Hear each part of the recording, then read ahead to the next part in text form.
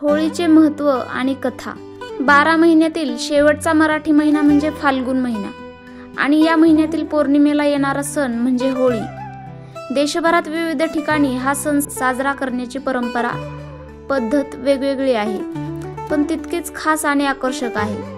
पहिल्याच दिवशी होलिका दहन होते आणि दुसऱ्या दिवशी एकमेकांवर रंग उडवून रंगाची होळी खेळली जाते, ज्याला धुलीवंदन असे म्हटले जाते। होळीला शिमगा असेही म्हणतात। भगवान शंकरांची लीला याला शिव शिमगा सुद्धा म्हटले जाते। होळी सणामागील उद्देश दुष्ट प्रवृत्ती, वाईट अमंगल विचार यांचा नाश करून चांगली वृत्ती, चांगले विचार अंगी बाळगावे हा या सणामागील उद्देश आहे। होळी निमित्त पुरणपोळी, रंग, धुळवड या सगळ्याचे आकर्षण तर असतेच। आता पाहूयात होळीची पौराणिक कथा। जसे प्रत्येक सणाची कहाणी आहे, तसेच होळी साजरी करण्यामागे देखील एक प्राचीन इतिहास आहे। हिरण्यकश्यपू नावाचा एक राजा होता, जो स्वतःला खूप बलवान समजायचा। स्वतःच्या अहंकारामुळे तो देवतांची घृणा करायचा, तसेच त्याला देवांचा देव भगवान विष्णूंचे नाव ऐकणे देखील पसंत नव्हते। परंतु त्याचा पुत्र प्रल्हाद हा भगवान विष्णूचा परम भक्त होता आणि हे हिरण्यकश्यपूला अजिबात आवडत नव्हते। तो वेगवेगळ्या प्रकारे त्याला घाबरवण्याचा प्रयत्न करत असे, जेणेकरून पुत्र प्रल्हाद भगवान विष्णूची उपासना करणे सोडून देईल। परंतु भक्त प्रल्हाद त्याला न डगमगता त्याच्या भगवान विष्णूच्या भक्तीत लीन होत असे। ह्या सगळ्याला कंटाळून राजाने एक योजना बनवली आणि त्यानुसार आपली बहीण होलिका, जिला वरदान मिळाले होते की ती आगीवर विजय प्राप्त करू शकते, तसेच कोणतेही आग तिला जाळू शकत नाही, राजाने होलिकेला भक्त प्रल्हादाला घेऊन अग्नीच्या चितेवर बसण्यास सांगितले।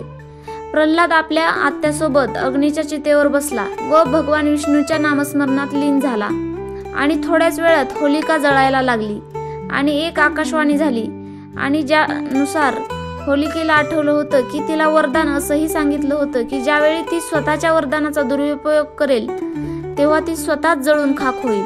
भक्त प्रल्हादाला अग्नी काहीही करू शकला नाही, मात्र होलिका त्या अग्नीत जळून भस्म झाली।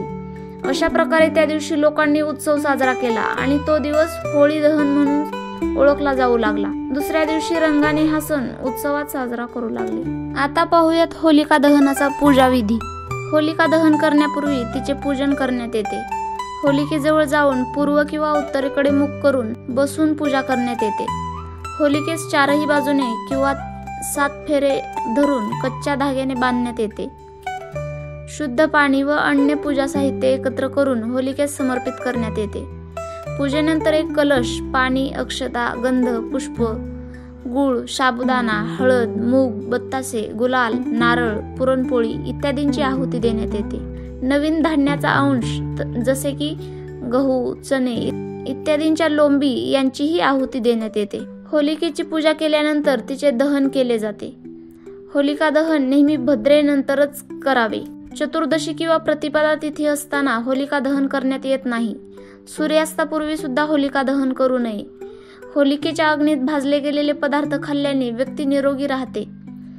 होळीतून निर्माण झालेली राख दुसऱ्या दिवशी सकाळी घरी आणल्यास घरातील नकारात्मक शक्तींचा नायनाट होतो अशी मान्यता आहे। तुम्ही सनातनी हिंदू असाल तर एक चांगली कमेंट करा आणि व्हिडिओला लाईक आणि शेअर करा।